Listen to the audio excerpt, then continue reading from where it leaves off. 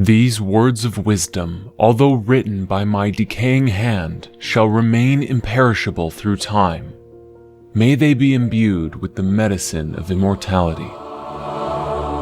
A few miles west of the Nile and just below the tip of its delta lies Saqqara, the necropolis of ancient Memphis, center of Lower Egypt from the days of the pharaohs through to the time of Egypt's Roman conquerors. The ibis, the graceful black and white bird in which the god Thoth showed himself, no longer visits the Nile at Memphis, but when the Ptolemies and their Roman successors drank from the holy river, the god's bird still came to its banks in great plenty. Wisdom is eternal, even if people are not. The Kybalion, while only published in 1908, is a manuscript that claims to be the essence of the teachings of Hermes Trismegistus, who, as we've discussed before, is believed to be our old pal Thoth. We should be clear that there are several different texts here worth exploring. There's the older Corpus Hermeticum, which is a huge ancient body of work in itself, along with the Emerald Tablets of Thoth the Atlantean and the Emerald Tablet of Hermes. But these writings do not actually make any specific references to the laws and principles that we're exploring today. And so we have the Kybalion, which is supposedly based upon ancient Hermeticism and is argued to be an elaboration of an ancient, unpublished Hermetic text of the same name, one which humanity has not yet actually found.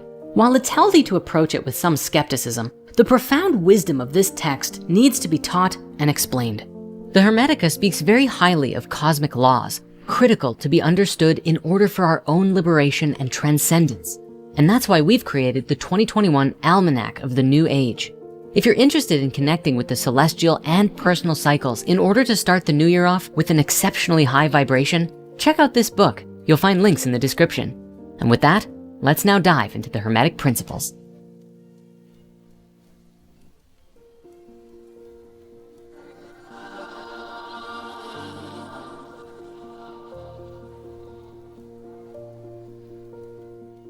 The Kybalion was written by unknown authors, known simply as the Three Initiates. But the most common theory is that it was authored by a man named William Walker Atkinson and some others, who was a famous American occultist and pioneer of the New Thought movement.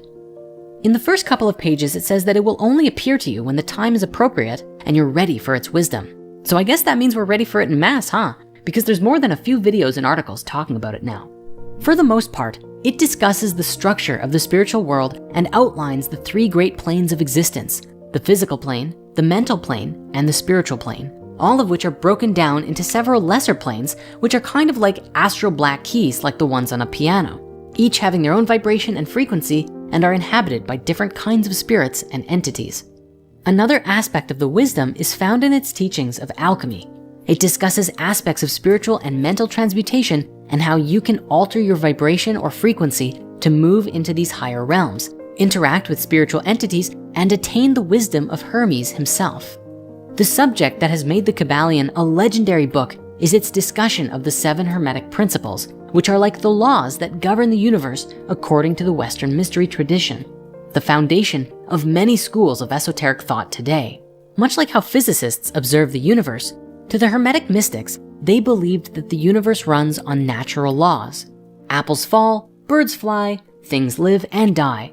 But when we take time to understand these laws, we can use them, and in some cases even leverage them, to transform life as we know it. Perhaps one day we can push against gravity to fly, or simply use the knowledge that one day we might die to live better lives. As it's described, whenever this wisdom resurfaces in culture, it acts as a catalyst for a creative renaissance, revolutions, and cultural regeneration. These 7 laws were some of the most influential systems of thought to the Renaissance and medieval philosophers, which even today can expand horizons, broaden possibilities, and aid one in the pursuit of a fuller, happier, more meaningful, and longer life. And so, as we go through these principles, remember that they were potentially first thought of thousands of years ago, despite only being codified recently in history before any modern science verified their unusually accurate and esoteric claims. The Kybalion even devotes a chapter to each principle and goes into what it's really all about. And we especially recommend going deeper by reading this book if you haven't already. It's a favorite of ours. Principle 1. Mentalism. Much like in the Corpus Hermeticum, this axiom embodies the idea that all is mind, something today we know as idealism. Basically, everything that happens is a result of a mental state which precedes it. For anything to exist, thoughts had to form first, which then form physical reality or manifestation. But it goes even deeper than manifestation though, for the principle of mind is rooted in the idea of the God mind, that the universe itself is the mind of God, or, going even bigger, that the universe is a thought in the mind of God, that all phenomena of life, matter and energy of the material universe are thoughts of an infinite and universal living mind, which means all things share a connection to the fact that they exist within the mind of God or the all. Perhaps this could take the form of a field, as is thought of consciousness. In other words, when you view everything you think, and therefore do, as an interaction of a thought with another thought, you develop an understanding of the first principle of mentalism, which allows you to grasp the laws of the mental universe. This law ultimately says that it is our consciousness that allows us to interact with reality. Principle 2, correspondence. This truth discusses the idea that there is always a correspondence and link between the events in the various planes of existence. In fact, this law is where we explore the legendary phrase, as above, so below, to much greater depths. In a nutshell, if something is happening on a physical level, chances are there is a relationship to a like energy on a higher frequency too. And if something occurs solely in the physical, if that's even possible, it will have an effect on the other planes of existence. By observing the principle of correspondence, we can come to know the whole of the universe by exploring the relationship between the higher and lower nature of things, and learn that harmony exists only when we have a good balance between all of the dimensions of our being. Principle 3, vibration. In short, nothing rests. Everything in existence is in a constant state of motion and vibration. Even things that appear motionless and still, like a rock on the ground, is still moving at a molecular and atomic level and beyond. To quote Walter Russell, "In the wave lies the secrets of creation, Asian." It explains that the distinction between manifestations of matter, energy, mind, and spirit are all just the result of different vibrational frequencies. The higher a person or thing is on the scale, the higher the rate of vibration. In fact, spiritual alchemy in the Kybalion is described simply as the practical application of this principle. To change one's mental state is to change vibration. You can sometimes do this by an effort of will, by deliberately fixing the attention upon a more desirable state. Ultimately, even thoughts have their own rate of vibration and can be controlled like tuning an instrument to produce various results of self and environmental mastery. As your understanding of vibration, frequency, harmony, and resonance gets better, so too shall your power over yourself grow. Principle 4, polarity. Following in our last principle, this one says that everything has an opposite. While this might seem out of the ordinary for a spiritual text that talks about unity and one mind, this one refers to how the unity manifests through creation. The whole thing is like Newton's first law of motion, that everything has an equal and opposite action and reaction. All manifested things have two sides, two aspects, or two poles. Opposites are identical in nature, yet different in degree. Extremes meet, and all paradoxes can be reconciled. An obvious example is a hot and cold tap, both waters being aspects of temperature, varying only in degree. There is no clear crossover moment when hot stops being hot and starts being cold, and vice versa, with no absolutes on either end too, especially since the quality of hot and cold are relative to your own perception. If it's cold outside, jump in a freezing lake for a few minutes and get colder than the average temperature outside. Suddenly that cold air is actually kind of feeling pretty warm to you. This one is quite important since it suggests that we can change the polarity of a degree of emotion by recognizing it as a spectrum and choosing the degree which best suits our needs. Principle 5, rhythm. This one builds upon both the principles of vibration and polarity, as it states that everything is manifested as a measured motion, to and from, outflow and inflow, a swing backwards and a swing forwards, just like a pendulum. This law also reminds us that there is a rhythm between every pair of opposites or poles. Learning from this principle allows us to transition from one pole to the other, and not necessarily need to go to poles of extreme opposites. It also arguably controls the cycle of life and death, creation and destruction, rise and fall, and of course, manifests in our mental states. Know that things you lose will come back, and that things you own now will also one day disappear. Principle 6. Causation. Again, we find ourselves overlapping with previous laws, and it makes sense that they'd fit together.